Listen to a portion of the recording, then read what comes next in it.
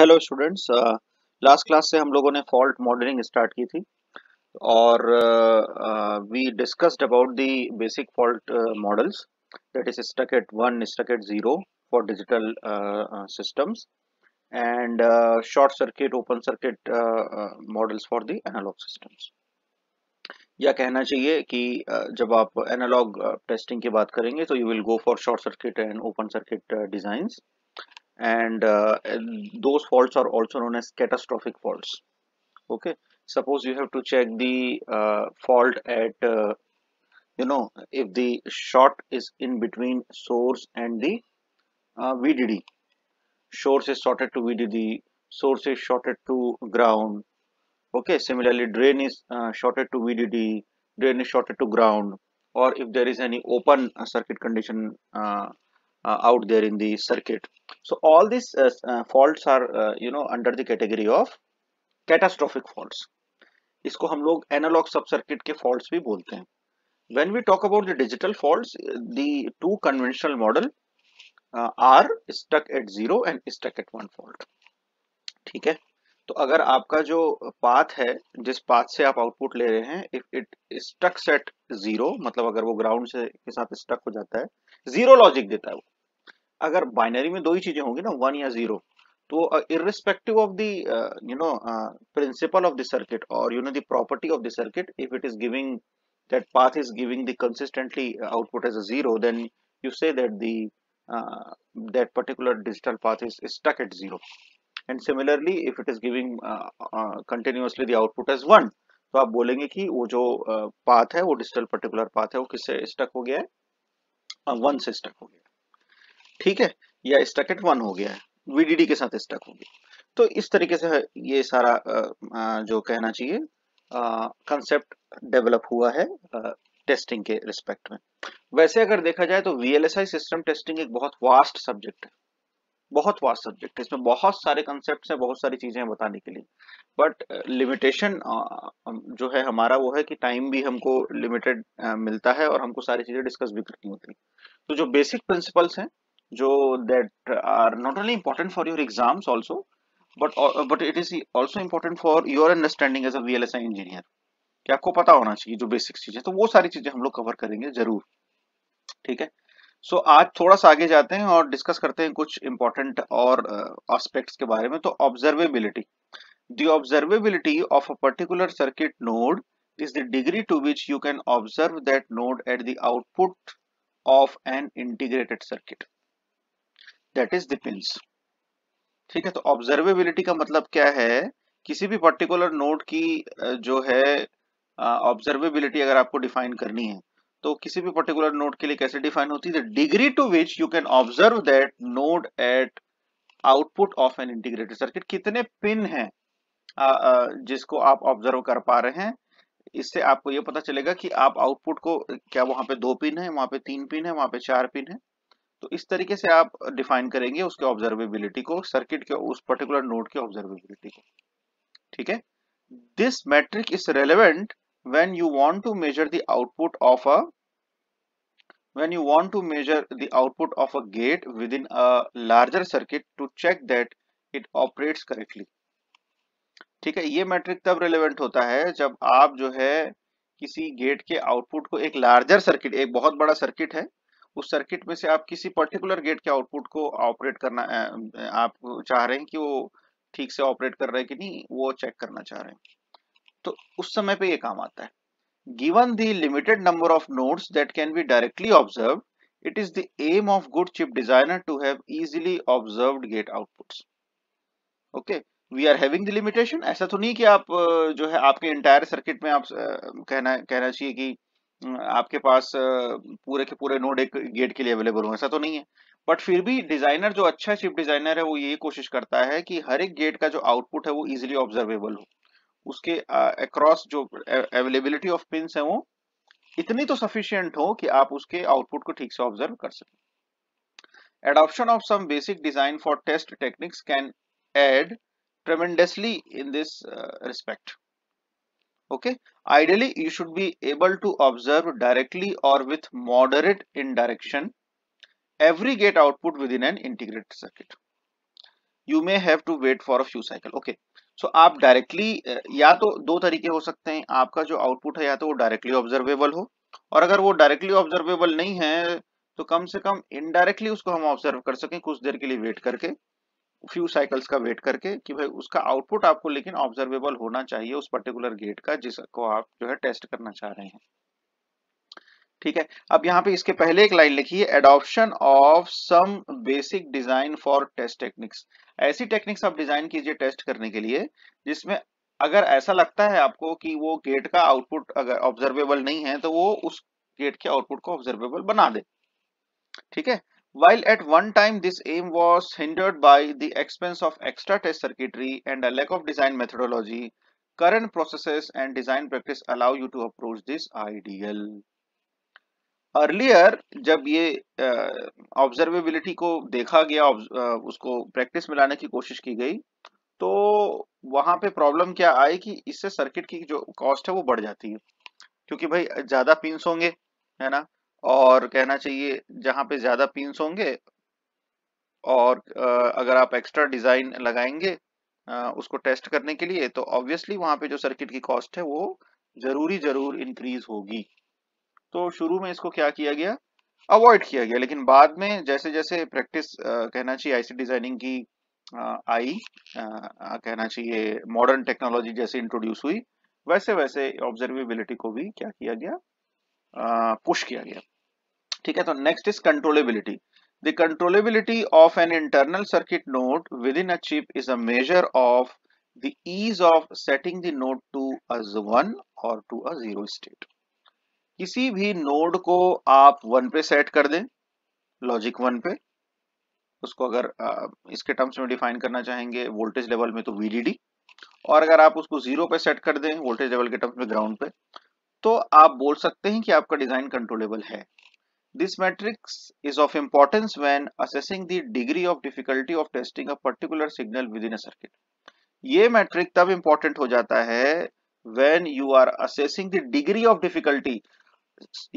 Suppose you are testing an AND gate and if you want that AND gate to be controllable. So what are the two inputs and the outputs? उसमें जो दो input होंगे और एक output होंगे, क्या वो difficult होगा टेस्टिंग के लिए या नहीं होगा, ये डिफाइन करने का जो मैट्रिक्स है वो कौन होगा, कंट्रोलेबिलिटी का मैट्रिक्स होगा। Whether you can make the one input of AND gate equal to 1, other input as 0, and first input as 0, other input as 1, both the input as 1, both the input as 0. Can you make that easily? If you make that easily, then you can say that your design is controllable design. तो ये तो मैंने AND gate का example दिया। ऐसे ही अगर larger circuit लेंगे हम लोग, बड़ा सर्किट लेंगे, तो उसमें तो है चीज और भी क्या हो जाएगी, डिफिकल्ट हो जाएगी, और उस केस में आपका डिजाइन कंट्रोलेबल होना बहुत जरूरी है। An easily controllable node would be directly settled via an input pad, जैसे मैंने अभी आपको एग्जांपल दिया एंड गेट का। A node with little controllability such as the most significant bit of a counter might require many hundreds or thousands of cycles to get it to the right state. जब हम counter की बात करते हैं इन digital circuits, you might have studies counter, digital counters. Okay, तो digital counters में आप देखते हैं कि बहुत सारे रजिस्टर्स कनेक्टेड होते हैं, कई फ्लिप फ्लॉप्स कनेक्टेड होते हैं, तो डिपेंड करेगा कितने बिट का काउंटर आप बना रहे हैं। तो उस केस में क्योंकि फ्लिप फ्लॉप्स तो itself, flip flop is a sequential circuit, sequential circuit जो है उसमें तो कॉम्बिनेशनल सर्किट भी होता है और मेमोरी एलिमेंट भी होता है। तो उस केस में क्या हो जाता है, हमारे लिए करेक्ट लॉजिक डिसाइड कर पाना कि मुझे 1 पे सेट करना है, मुझे 0 पे सेट करना है, उसके लिए मुझे वेट करना पड़ता है साइकिल्स का। उस साइकिल के बाद ही वो राइट स्टेट में क्या होता है, जाके सेट होता है। Often you will find it impossible to generate a test sequence or set a number of poorly controllable nodes into the right state. ठीक है, सीक्वेंशियल सर्किट के केस में टेस्ट सीक्वेंस को जनरेट करना बहुत डिफिकल्ट होता है, उसकी अपनी प्रॉपर्टीज के कारण, उसकी कॉम्प्लेक्स स्ट्रक्चर के कारण। It should be the aim of a good chip designer to make all nodes easily controllable. In common with observability, the adoption of some simple design for test techniques can aid in this respect tremendously. Observability के साथ साथ if you want to make the circuit controllable, तो आप कुछ ऐसे modification करेंगे जिससे design for, again design for test, design for test मतलब आप अपने सर्किट को ही इक्विप्ड कर दीजिए, सेल्फ इक्विप्ड कर दीजिए कि आपका जो सर्किट है वो खुद ही अपने आप को ऑब्जर्वेबल और कंट्रोलेबल बना ले, कुछ एक्स्ट्रा सर्किटरी डाल के। हम लोग पढ़ेंगे डिजाइन फॉर टेस्टिंग सर्किट के बारे में आगे, ठीक है। तो उसमें आप लोग ये चीजें देख सकते हैं। तो गुड चिप डिजाइनर का एम होता है कि जो आपका जो कहना चाहिए नोड्स हैं जो भी कनेक्टेड हैं आपके पूरे आईसी में, वो क्या हो, इजीली कंट्रोलेबल हो, ठीक है। Making all flip flops resettable via a global reset signal is one step toward good controllability. तो जैसे मैंने अभी आपको जस्ट काउंटर में फ्लिप फ्लॉप का एग्जांपल दिया था, है ना। तो आप अगर मान लीजिए 7-8 फ्लिप फ्लॉप्स कनेक्टेड हैं and if you can make a global reset signal, जिससे सारे के सारे फ्लिप फ्लॉप जो हैं एक साथ किस में चले जाएं, जीरो स्टेट पे चले जाएं या रीसेट स्टेट पे चले जाएं, if you can make that then you can say that your design is controllable, ठीक है। Repeatability, the repeatability of a system is the ability to produce same outputs given the same inputs. Easy to understand. Combinational logic and synchronous sequential logic is always repeatable when it is functioning correctly. Combinational logic अगर हम लोग use करते हैं या synchronous sequential logic use करते हैं, asynchronous नहीं, synchronous क्यों, क्योंकि क्लॉक के रिस्पेक्ट में एनालिसिस कर रहे हैं हम लोग, तो सिंक्रोनस सिक्वेंशियल लॉजिक है या कॉम्बिनेशन लॉजिक है अगर, तो वो हमेशा ही उसको रिपीट करना क्या हो जाता है, इजी हो जाता है। However, certain asynchronous sequential circuits are non-deterministic. For example, an arbiter may select either input when both arrive at nearly the same time. Testing is much easier when the system is repeatable. भाई simple सी बात है, आपका assessment कब हो सकता है, आपका assessment कब हो सकता है, जब आप जो है जैसे if your employer wants to assess you whether you are a good performer or not, how can he or she assess that? She or he will give you some task. If you are performing that task consistently, repeatedly good, then you will be, assessed as a good employee. If you are not doing if you are not doing it good, or you are sometimes doing it good, then your assessment will be difficult. Then your employer will start thinking कि भाई ये employ जो है मेरा वो अच्छा है या नहीं, ठीक है, मुझे इसको समझ नहीं आ रहा है इसके कैरेक्टरिस्टिक के बारे में। So a consistent performer always gains attention. Similarly repeatability जो डिजाइन की है वो आपके टेस्टिंग के एस्पेक्ट को, टेस्टिंग के प्रोस्पेक्ट को इंक्रीज कर देती है। if your end gate is consistently giving the output which is desired to achieve, or which is intended to achieve, then it is easy to test the end gate। और पता चला end gate जो है आपका OR gate के जैसा output देना चालू कर दिया है ना, अपने प्रॉपर्टी के अगेंस्ट जाके, तो you can not test that. ये तो मैंने एक एग्जांपल दिया, ये पूरी आईसी के रिस्पेक्ट में आप सोचिए, ठीक है। एंड गेट तो एक सिर्फ एग्जांपल है। Some systems with asynchronous interfaces have a lock step mode to facilitate repeatable testing, ठीक है। तो कुछ असिंक्रोनस इंटरफेस में एक लॉक सेटअप मोड होता है जो लॉक कर देता है उसके स्टेट को कि भाई आप 1 पे रहिए, 0 पे रहिए, टेस्टिंग को फैसिलिटेट करने के लिए, ठीक है, ताकि रिपीटेबल आउटपुट आपको मिले। Okay. Survivability. The survivability of a system is the ability to continue function after a fault. For example, error correcting codes provide survivability in the event of soft errors. Redundant rows and columns in memories and spare cores provide survivability in the event of manufacturing defects.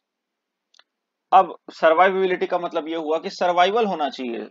अगर आपका circuit जो है कभी गलती से error आ गया आपके circuit में by mistake, if there is any error और if there is any fault, then also your circuit should be equipped with such properties, such attributes that it will come out from that particular error and start functioning again.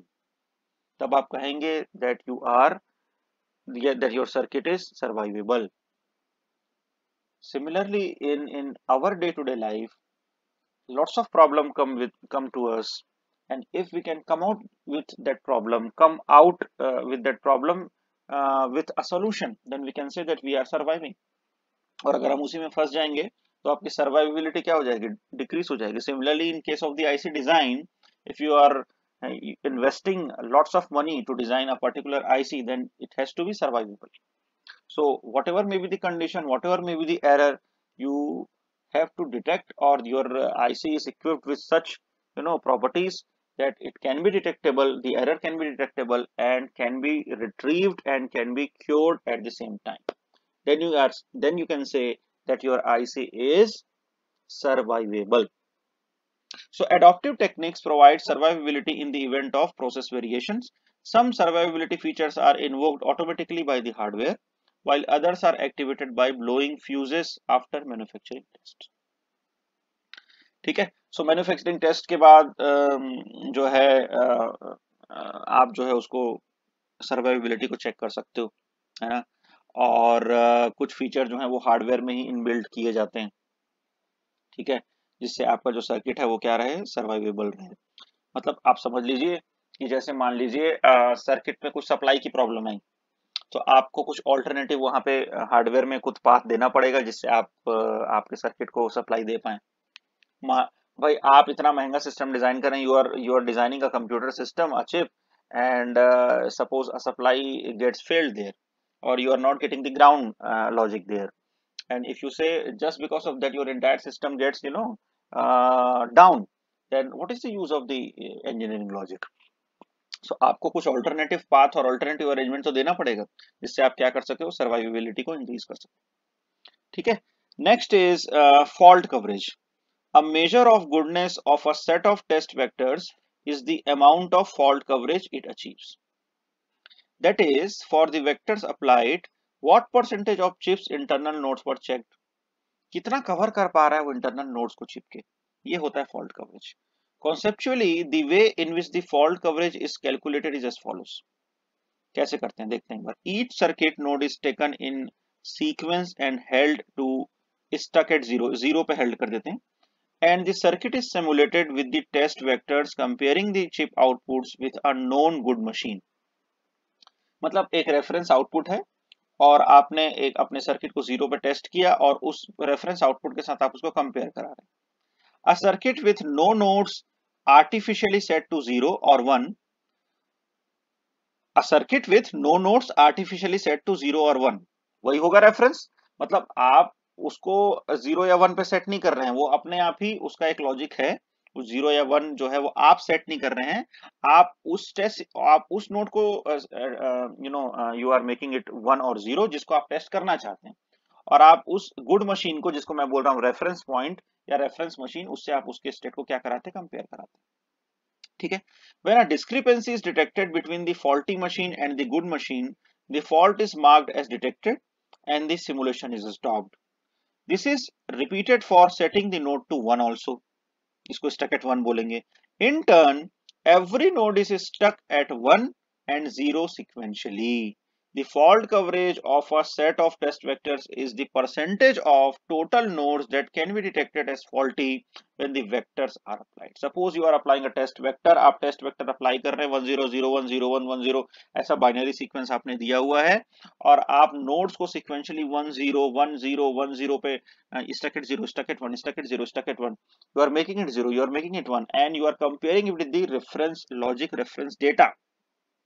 And if every node has the I mean the capability or capacity to test itself, or you can test those nodes to detect any fault, then you can say that your entire circuit or your most of the circuit, let's say 98%, suppose this 98.5% fault coverage, it means 98.5% of the circuit of the IC can be tested for faults. Okay, so whether it is stuck at 0 or whether it is stuck at 1. ठीक है. The verification methodology is the Bible for fault coverage techniques. ठीक, ये particular reference है, इस book में ये reference use किया गया. इस रेफरेंस में आप इस मेथोडोलॉजी मैनुअल को पढ़ सकते हैं कि वेरिफिकेशन कैसे करते हैं. ठीक. So this is all about today's lecture. Next lecture में हम लोग कुछ और इंपॉर्टेंट चीजें डिस्कस करेंगे related with system testing, that is VLSI system testing. Thank you for listening and watching this lecture.